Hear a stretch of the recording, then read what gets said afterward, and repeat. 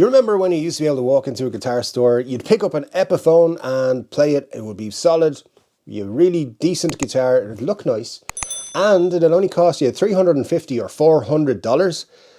Yeah, those are the good times. But the times, they are a-changing.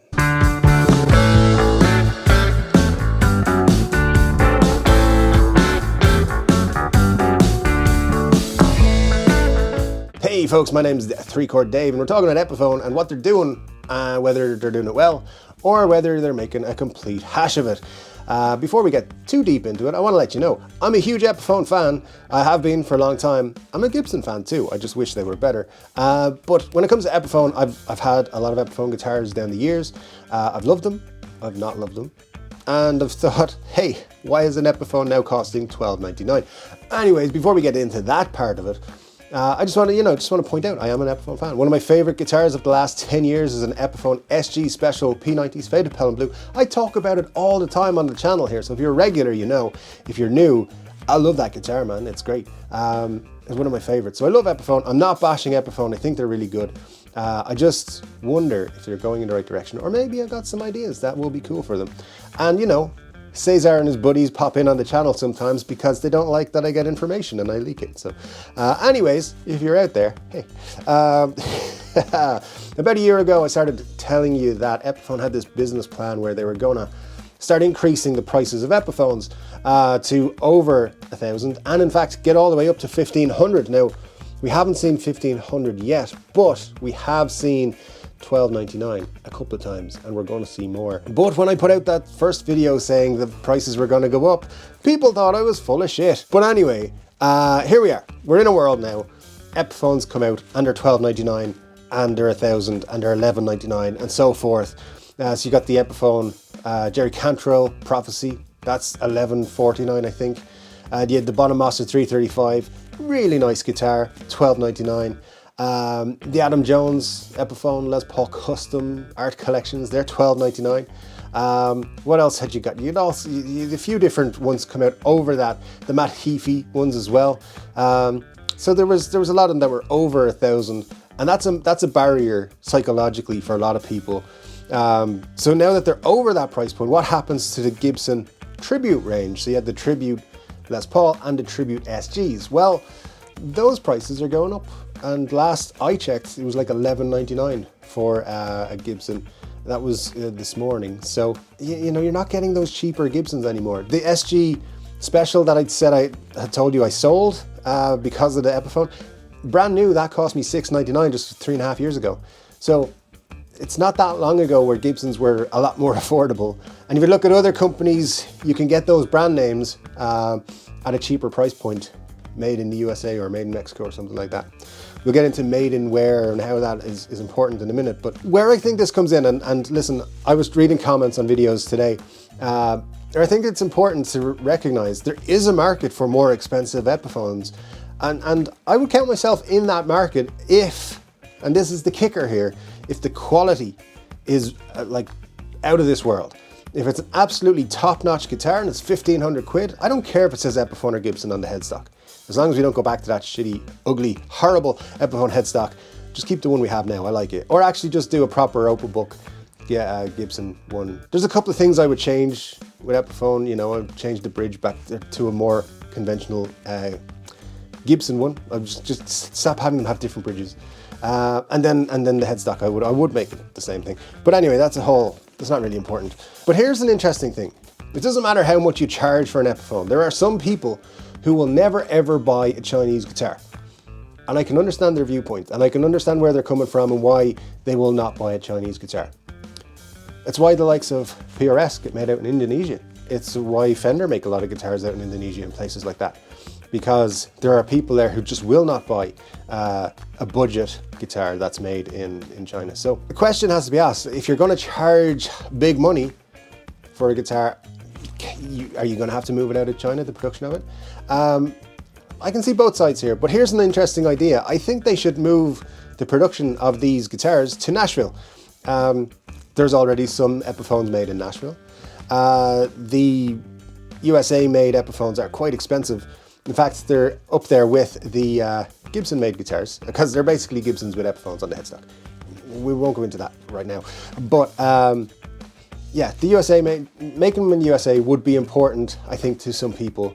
It would give Gibson an edge. They could be like, hey, these are cheaper than the Gibson equivalent, but so don't expect premium woods or, you know, them to be perfect, because they won't be. But they could get away, and they're only making like 300 to 800s depending on the model of these guitars. So why not have that be an extra selling point? Maybe put nitro on them instead of poly, and that would again be another selling point. And you're going to have people clamor for these then at 1500, not just be like, hey, why the hell are these Epiphones so expensive? I think that'll be a big selling point. Now, that stamp that goes on the back of headstocks that says made in the USA, outside of the USA, I don't think it holds much weight. From my point of view, as an Irish person, the only reason made in the USA means anything is that made in the USA means people are paid higher wages. And that's all it means. The people working in the factories are getting paid better than the people in factories elsewhere. You know, like out in Indonesia or out in Korea or out in China, they're not getting quite as much money as the guys in the USA plant. And that's understandable. It's just how things are in the world. So that stamp though doesn't mean anything to a guitar player. It doesn't mean the guitar is better. It doesn't mean that the guitar builder knows more than the guitar builder in Korea or Indonesia or France or Spain or anywhere else in the world. So that's not important to me that it says that. But there are a lot of people who will be like, oh, I want a USA made guitar. And that's important to them. So I think it would really ignite an interest in these guitars, and yeah, it'd be great. I would be into it if they started making them in the US. I'd be like, in that factory, I think it would be a cool step, and it would add a bit of credence to they're using better parts, they're using better woods, they're using, I know, a whole different supply chain. It's probably worth that 1500. And I think the problem you run into if you're looking at Les Pauls, for example, is you've got these $1,500 or $1,400 or $1,200 dollar Les Pauls, and then you look at the other end and you're like, okay, well, why do they have them for like 500? What's wrong with those ones? And that's where you got to differentiate and say, like, look, these are this, and these new ones that are more expensive, this is why they're more expensive. Not just they have some artist's name on them and we put a Seymour Duncan in the bridge.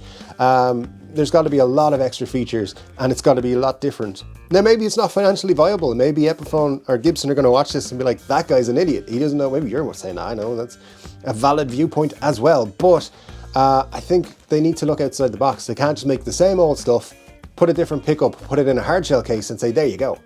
Because that's not going to work long term. And whether we like it or not, those new, more expensive Epiphones are here, and they're here to stay. And there will be more of them. There will be, as I said, Dave Mustaine's are coming out, Kirk Hammett's are going to come out. There's rumors of other Epiphone signature models this year, which we'll hopefully find out a lot more about NAMM. And I'll be at NAMM, so hopefully we'll get to take a look at those very soon. If you do want to support the channel, by the way, links and everything are in the description below. Hit that button, you know, the one that says super thanks, and then come to 3 Chord Dave live on Saturday, do the super chats and join the community of super cool people.